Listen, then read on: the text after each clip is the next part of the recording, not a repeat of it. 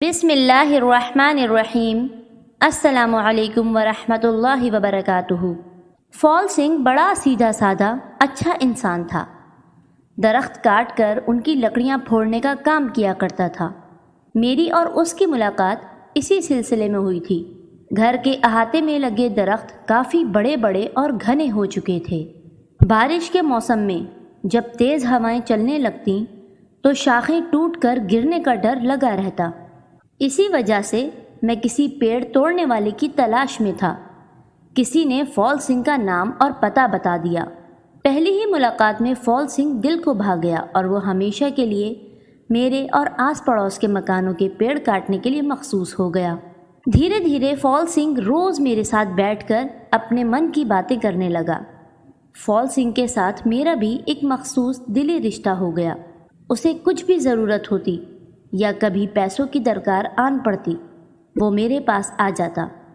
فال سنگھ کے 3 بچے تھے، 2 لڑکے اور 1 لڑکی۔ دونوں لڑکے لڑکی سے چھوٹے تھے۔ لڑکی جوان ہو چکی تھی اور دوسرا لڑکا بھی کافی بڑا تھا۔ لڑکی سے 1 سال چھوٹا تھا۔ بیوی کا کچھ سال پہلے کسی بیماری میں انتقال ہو چکا تھا۔ بچوں کو پال پوس کر بڑا کرنے میں فال سنگھ نے اپنی جوانی کے دن قربان کر دیے تھے۔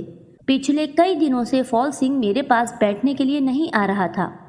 میں نے سوچا کچھ بڑا کام مل گیا ہوگا، اس لیے وقت نہیں دستیاب ہو رہا، کیونکہ ایسا پہلے بھی کئی مرتبہ ہو چکا تھا، اس لیے میں نے اتنا کچھ دھیان نہیں دیا۔ لیکن جب کافی وقت گزر گیا تو مجھے تشویش ہونے لگی۔ میں نے فال سنگھ کے گھر جانے کا ارادہ بنا لیا۔ فال سنگھ کے گھر تالا پڑا ہوا تھا۔ اس کے آس پڑوس والوں سے پتہ کیا تو انہوں نے بتایا کہ وہ کسی وجہ سے اپنے گاؤں گیا ہے۔ وہ لوگ اتنا ہی جانتے تھے کہ وہ گاؤں گیا ہے، اس سے زیادہ کسی کو کچھ پتہ نہ تھا۔ میں بھی روزمرہ کے معاملات میں الجھ گیا اور اس طرف سے میری توجہ ہٹ گئی۔ پھر ایک دن اچانک فال سنگھ پریشان سا میرے پاس آیا۔ وہ کافی کمزور اور بیمار لگ رہا تھا۔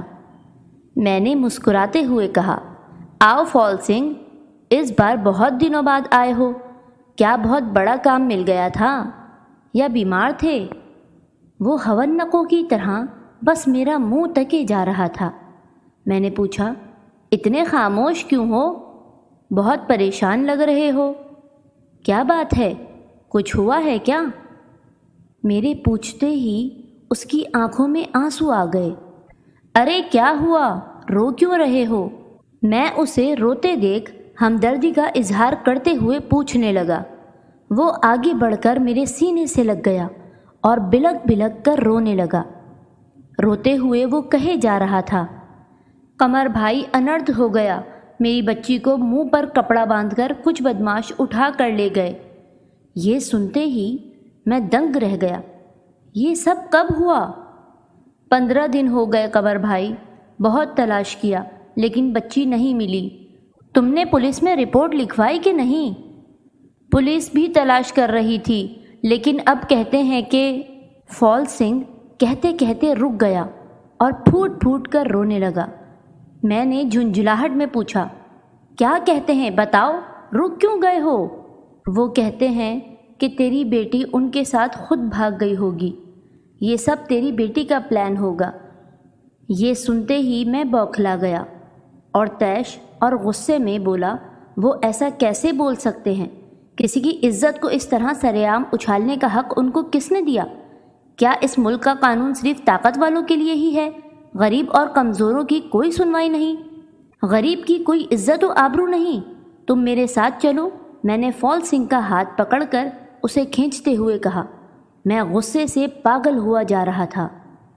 تھانے پہنچ کر میں نے سب سے پہلے اس افسر کے بارے میں پتہ کیا جس کو فال سنگھ کی لڑکی کا تفتیشی معاملہ سونپا گیا تھا۔ تو جناب، اس غریب کی بیٹی کا کچھ پتہ چلا؟ میں نے جاتے ہی اس افسر کو سیدھے سوال داغ دیا۔ وہ افسر میری طرف دیکھتے ہوئے طنزیہ لہجے میں بولا، آپ کا تعارف جناب؟ میں نے بھی اپنے ہونٹوں پر طنزیہ مسکراہٹ سجاتے ہوئے کہا، جناب ناچیز کو قمر افتخار حسین کہتے ہیں۔ میرا نام سنتے ہی افسر ایسے اچھل کر کھڑا ہو گیا جیسے اسے 440 وولٹ کا جھٹکا لگا ہو۔ وہ ہکلاتا ہوا بولا، بیٹھے جناب، آپ کھڑے کیوں ہیں؟ آپ وہی سابقہ ڈپٹی کمشنر قمر حسین ہیں نا؟ جی جناب، آپ نے بندے کو صحیح پہچانا، میں نے سادگی اور عاجزی سے جواب دیا۔ وہ افسر شرمندہ سی مسکراہٹ سے فال سنگھ کی طرف دیکھتے ہوئے مجھ سے بولا، جناب ایک گزارش ہے، آپ میرے ساتھ ذرا پاس والے کمرے میں چلنے کی زحمت گوارا کریں گے کیا؟ کچھ ضروری باتیں کرنی ہیں آپ سے۔ میں نے فال سنگھ کو ہاتھ کے اشارے سے تسلی دیتے ہوئے اس افسر کو ساتھ والے کمرے میں چلنے کا اشارہ کیا۔ جناب میں تو کہتا ہوں اب جانے بھی دیں، آپ کیوں اس معاملے میں پڑ رہے ہیں؟ ویسے بھی وہ کون سا ہمارے قوم و مذہب کا بندہ ہے؟ جناب، وہ افسر آگے بھی کچھ کہنا چاہ رہا تھا، لیکن میں نے ہاتھ کے اشارے سے اسے روکتے ہوئے کہا، اچھا، ہمارے معاشرے میں ہمارے ہم قوم ہم مذہب لوگوں کی جان و مال و عزت بھی کہاں محفوظ ہیں؟ ہماری ہم مذہب بیٹیاں کتنی محفوظ ہیں، ان کے گھر والوں کو کتنا انصاف ملتا ہے، میں سب جانتا ہوں۔ اور اس ملک میں کون محفوظ ہے مجھے بھی بتاؤ۔ اور ایک بات سن لو، وہ لڑکی کسی بھی مذہب سے تعلق رکھتی ہو، بیٹی تو بیٹی ہی ہے، چاہے کسی کی بھی ہو، امیر و کبیر کی ہو یا غریب و فقیر کی ہو۔ اپنا کام ایمانداری سے کرو اور اس لڑکی کو جلد از جلد تلاش کرو۔ وہ افسر یہ سب سن کر سٹپٹا گیا اور بولا، جی جناب، آپ فکر نہ کریں۔ اور سنو، وہ لڑکی اپنی مرضی سے بھاگی نہیں ہے، اس کا زبردستی اغوا ہوا ہے۔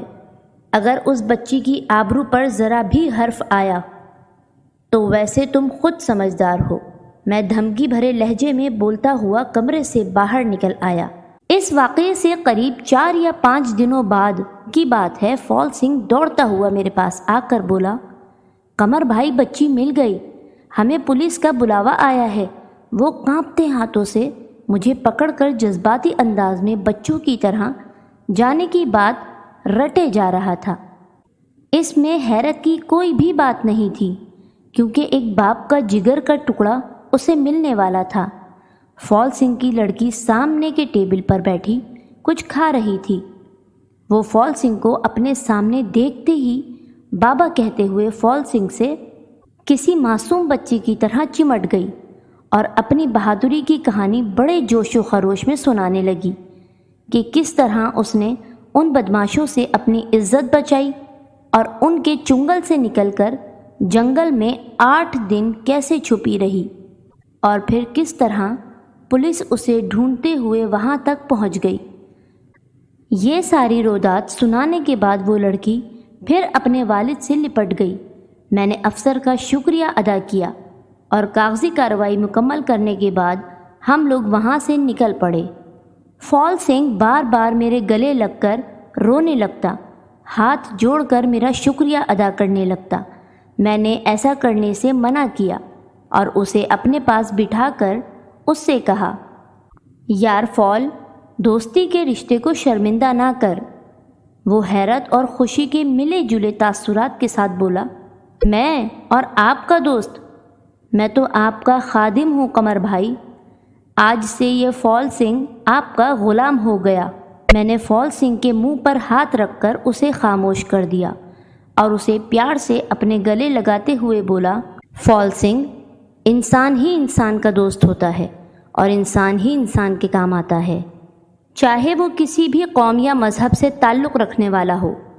کسی کے کام آنا یہ اس پر احسان نہیں ہوتا، بلکہ انسانیت کی معراج ہے۔